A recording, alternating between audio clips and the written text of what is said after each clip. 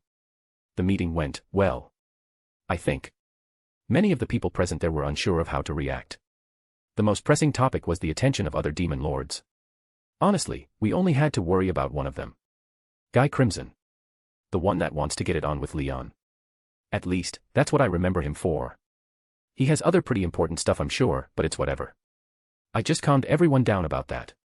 In fact, Milim said herself that the demon lords targeting us were nothing worth mentioning.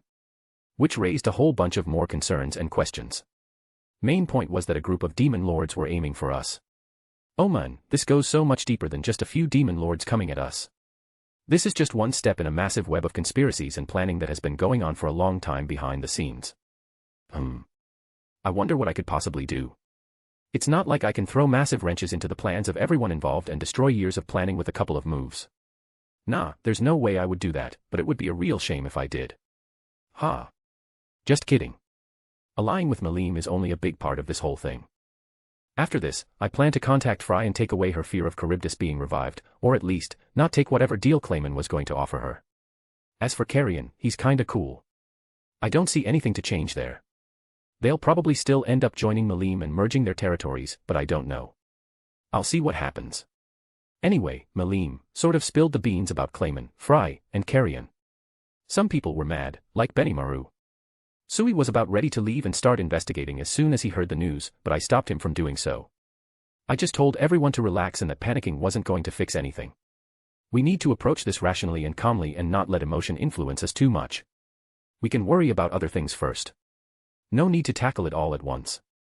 It's better if we do it in parts. Anyway, the meeting went on and it became official on paper that the Juratempest Federation and the City of the Forgotten Dragon were allies.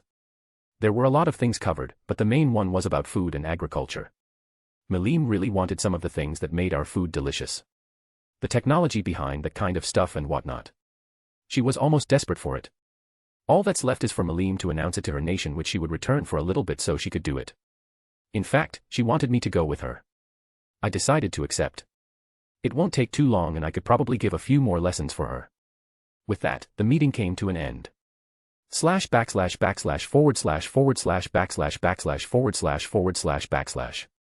Do you have a jack? Go fish. Milim grumbled as she picked up a card. Yup, we're playing Go Fish. She wanted to even our little score, but she wasn't having any luck. Since it was my turn, I told her, do you have any jacks? Milim knew she was busted. She gave me her jack and I placed down my set of jacks, clearing all the cards in my hand, resulting in me winning the game. Looks like I win, Milim. Better luck next time. No fair, Milim shouted as she threw her cards in the air and slumped over the table. Don't make a mess, Milim. You're going to pick that up. I'll give you some pecan pie if you do. She instantly started to pick up all the cards. I don't know if I'm tricking her or if she's tricking me into giving her food. Doesn't matter either way. If she is, we're both getting what we want. Shuna came in and told me something exciting. Arttoria, the cathedral has been completed. Geld is asking for you to be present for your announcement and celebration of the completion. Oh, thank you, Shuna. Let's go. Do you want to come with us, Milim? Yeah. What are you going to tell everyone? Milim said while she was still cleaning up. I'm going to announce that I'm a goddess and start building a faith in the place. Kind of like your dragon faithful that worships you. Oh, those guys. It won't be like that, Milim. I don't plan on being super strict or anything like that with this religion stuff. Come on, you'll see what I mean. Chapter 40, Chapter. So, the ceremony went by for the construction of the cathedral. It was nothing big, okay, maybe it was. The whole town made this a day to celebrate and to have a feast. I don't know how, but they very quickly put together a festive atmosphere. It's like they have festival equipment on standby at all times or something. It's almost like the cathedral was sort of left behind or something in favor of a giant feast and celebration. Well, I was kind of getting that feeling too, so I just went along with it, and what better way than to make a bunch of food and eat it. It's a feast after all. I had a bit of a sweet tooth recently, so with the help of Shuna, I made a bunch of desserts. Mainly pies and some cakes. I was in the streets and there were some little setups with food and some festivities. This was really organized for how fast this was put together and how on the fly everything was. Me and Shuna were at a large table where we had a lot of food put out. Milim was off, doing whatever while enjoying the sudden celebration. Actually, maybe it's not the best idea to leave her unsupervised. Nah, I'll trust her on this one. While setting up the table, Rimuru came up to me and saw all the food on the table. How many pies are there? A lot. Here I'll show you. I started from the left and went right. This is pecan pie. This is strawberry pie. This is blueberry pie. This is apple pie, this is pumpkin pie. This is sweet potato pie. This is cream pie along with different variations of it. This is raspberry pie dash. I was going to keep going, but Rimuru cut me off. Okay, I get it. You like pie. Is there anything else here besides a bunch of different pies? Oh, definitely. Give me a second. I turned around to another table where we had some cakes. I picked up a tray that had one of my personal favorite cakes, turned around, and placed it on the table. This is a tres leches cake. This is one of my favorites. Tres leches. Rimuru pauses for a moment, which I assume is him talking to Great Sage. 3 milks. Well, that's the literal translation from Spanish, but yeah. You know Spanish? No. I just know a little here and there. I barely passed my foreign language class. Anyway, want to try some? You might as well since we're in a spontaneous celebration. Yeah. Rimuru grabbed a slice of cake and ate it. He was nodding his head while eating it. This is good. I know. You can go ahead and try other stuff. It's not like we have to worry about food. In that case, I'll try the apple pie. Is that your favorite? I don't know. I've heard that apple pie is famous in America. Like hamburgers and hot dogs and stuff like that. I want to see how good it is. I've been to some American-styled festivals, and hamburgers and hot dogs are all over the place. Hold on, I think I might understand some things. What else was there at those festivals? Oh, there would be like some fake cowboy towns, and some people would dress up and act out some shootout scenes, dueling scenes, robberies, and stuff like that. I thought it was super cool, Rimuru casually revealed to me while he was trying some apple pie. Wow, this apple pie is delicious. I get it. I finally understand. That's where his whole fanaticism comes from. Or at least a part of it. Other forms of media probably played a role, but that must be where it started. I don't really mind, but he took it a bit too far this one time. I assume baseball is also a big part of it. Oh, yeah. Baseball was one of the things that was also famous. Like a lot. They call it America's pastime, right? That's true. I'm not a big baseball person myself, I'm more of a football person. Really?